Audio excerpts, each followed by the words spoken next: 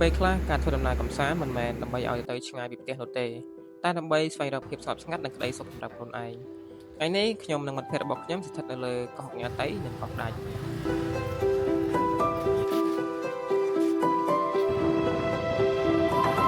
កោះនេះស្ថិតនៅក្បែរភ្នំពេញតែបរិយាកាសខុសប្លែកទាំងស្រុងជីវិតនៅទីនេះសាមញ្ញស្ងប់ស្ងាត់និងធម្មជាតិ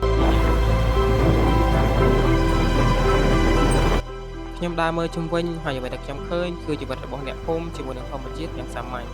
តែពោរពេញទៅដោយភាពស្រស់ស្អាតនិងក្តីសុខ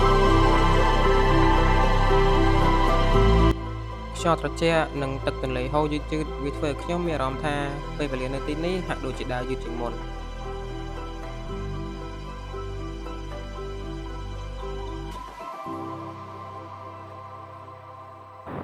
ហើយនេះជាកោះអុកញ៉ាតៃកន្លែងតូចៗប៉ុន្តែពោរពេញទៅដោយក្តីសុខប្រសិនបើអ្នកទាំងអស់គ្នាចូលចិត្ត Travel Content របស់ខ្ញុំសូមជួយចុច Follow ផងសូមអរគុណ